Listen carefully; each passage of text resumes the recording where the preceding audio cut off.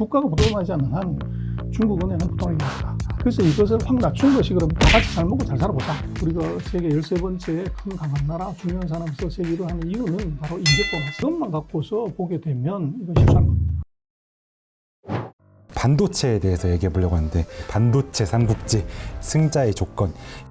중국의 이제 반도체 굴기, 굴기라는 단어가 참 많이 쓰이는데, 화웨이가 7나노 공정칩을 탑재해서 스마트폰을 출시하면서 세계를 놀라게 하지 않았습니까? 자본과 인력의 규모가 어느 정도인가요, 일단?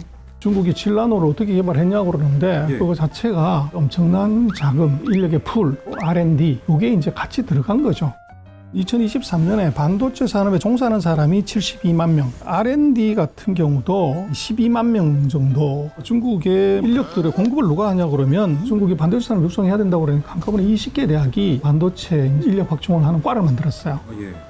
그리고 최근에는 대졸 정도의 엔지니어들도 대거 이제 중국으로 빨아들이는 그런 걸 하고 있죠. 그리고 또 하나는 이제 해외 인재도 유치를 합니다. 중국이 경력자들을 대거 스카웃을 했고, 중국은 지금 1기, 2기, 3기 반도체 펀드를 만들었는데 이거 전체 금액이 1,800억 위안 정도 됩니다. 미국보다 더 많은 돈을 중국이 반도체 산업에 집어넣는 거죠.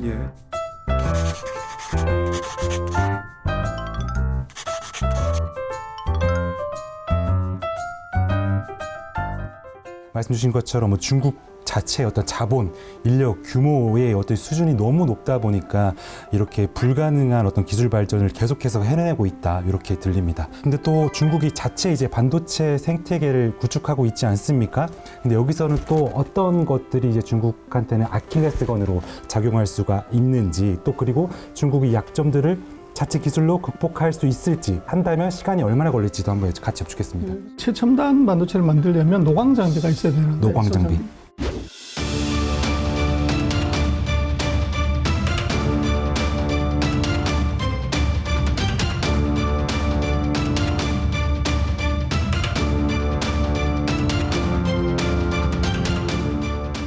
지금 중국의 최대 이제 고민은 기술 개발은 하더라도 생산을 하기 위한 노광 장비, EUV 장비가 없다는 것이 문제가 되고, 그 다음에 이제 이게 반도체를 설계하려면 EDA라고 하는 이제 툴이 필요한데 이건 미국이 독점을 해요, 주로.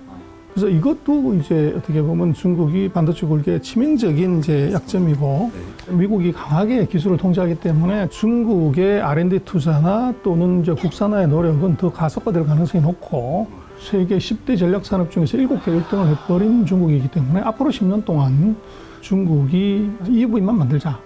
그럼 이거 못 만들 거냐? 그건 아니라고 보여져요.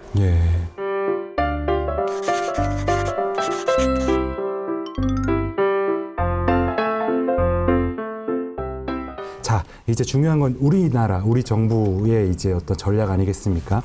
제가 서두에 말씀드린 것처럼 고래 싸움에 이제 새우등 터지고 있는데, 삼성전자, SK 하이닉스가 지금 현 이 상황 속에서 현실적으로 어떤 전략을 취해야 하는 건지. 한국 최고 외교관이 누구냐 그러면 그건 반도체죠. 그래서 한국 같은 경우는 제가 보는 2000년 만에 정말로 천을 타고났어요. AI는 지금 패권이에요. 근데 AI 패권의 가장 중요한 것은 반도체 없으면 아무것도 안 되는 판이고, 거기에 우리는 그 두 개를 다를 우리가 할 수가 있단 말이에요. 그럼 모든 국가의 자원을 총동원해서 세계 1등을 하는 걸로, 또 1등을 유지하는 걸로 집중하는 것이 맞죠. 그 다음에 이제 AI가 되려고 하면 GPU 칩에다가 메모리를 붙여야 되는데 그 메모리는 HBM입니다. 한국이 제일 잘해요. 90% 점유율입니다. 삼성하고 하이닉스 합치면. 그래서 마이크론이 한 10% 정도 되는 것이고, 이건 중국도 못하고 대만도 못해요. 전쟁에는 우리가 잘하는 걸로 싸워야지, 우리가 비메모리 못한다고 해서 지금 그거 육성에서 할래? 그거는 정신 나간 얘기예요. 우리가 잘하는 걸 더 강하게 해서 이제 싸우면 되는 거죠. 그래서 지금 이제 AI 시대에 우리가 전 세계 다른 나라, 어떤 나라도 갖지 못하는 GPU를 만들 수 있는 생산 능력이나 기술력이 세계 2등이고, 이 메모리 쪽은 세계 1등이에요. 이거를 더 육성하고 파운드리를 육성한 게 맞죠.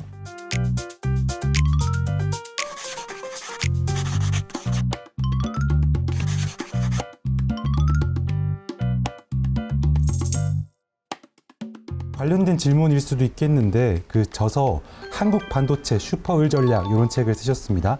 여기서 슈퍼을 개념을 이제 제시를 하셨는데 미국과 중국 모두가 한국을 필요로 하게끔 하는 전략적 불가 대체성을 확보하기 위해서 방금 말씀 주신 어떤 반도체가 키가 될 수도 있을 것 같은데 구체적인 로드맵은 어떻게 됩니까? 반도체는 지금 100권이에요. 100권인데 한국 입장에서는 을 중에서도 최고 이런 슈퍼을입니다.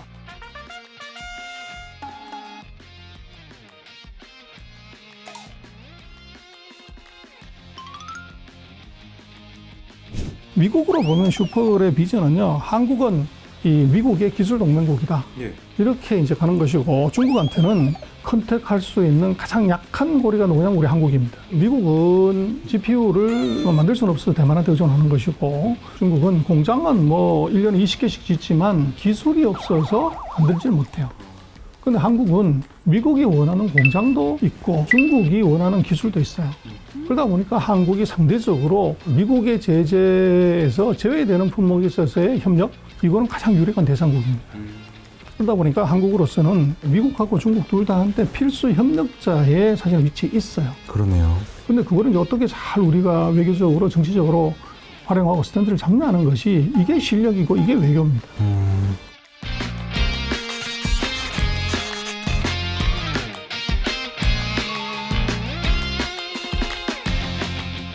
그러니까 우리가 가진 이점을 최대한 분명히 활용해서 좀 적극적으로 말씀대로 슈퍼을이 돼가지고 강대국들을 대항할 필요가 있겠다. 근데 이제 대만 말씀 주셨는데 TSMC는 요새 좀 어려움을 겪고 있다고 합니다. 미국에 공장을 건설하는데 비용과 인력 문제를 겪고 있는데 한국 기업이 이제 미국의 프렌드 쇼어링이라고 하죠.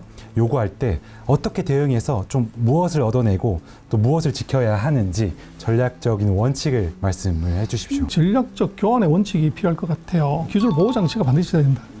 그 보조금 조항에 보면 미국이 기업 비밀을 다 볼 수가 있어요. 그래서 우리나라의 첨단 기술이 미국이 그걸 다 보고 베끼고 자료를 갖고 가가지고 인터넷에 줘버린다? 그러면 이제 문제가 생기는 거죠. 기술 유출 방지에 대한 이제 보호 장치가 확실하게 있어야 되고, 그리고 핵심 공정, 미국인이 이제 접근하지 못하게끔 통제된 시스템을 만드는 것이 중요하고, 그 다음에 지금 미국이 세제나 보조금을 주네, 마네, 안 주네, 뭐, 이 지분을 내놓네, 이러는 얘기를 자꾸 하는데, 지금 우리가 세제나 보조금의 확정을 사실 시켜야 돼요. 그 다음에 이제 지금 시장 접근성이 있는데 모든 장비도 미국산을 써라 이럴 수도 있어요. 근데 미국산을 써갖고는 이게 효율이 안 맞을 수가 있단 말이에요. 그래서 시장 접근성을 보장하라는 게 있어야 되고 인력의 유연성이 확보가 돼야 됩니다. 그래서 교육훈련 한국이 주도할 수 있어야 되고 본사 인력이 미국에 갈 때 지금 비자가 필요해요. 그 편의 이런 것이 사실은 필요한데 이런 게 지금 안 돼 있는 거죠. 그래서 새는 모의에 목숨 걸다 죽고 사람은 공짜도 아닌 목숨으로 죽는다고. 미국의 보조금이 공짜가 아니란 말이에요. 공짜가 아니다. 그래서 이게 이제 투자하면 보조금 주겠다는 이런 것보다는 사실은 상호 보호하고 의무를 담은 계약적 동맹이 필요해요. 아, 네, 알겠습니다.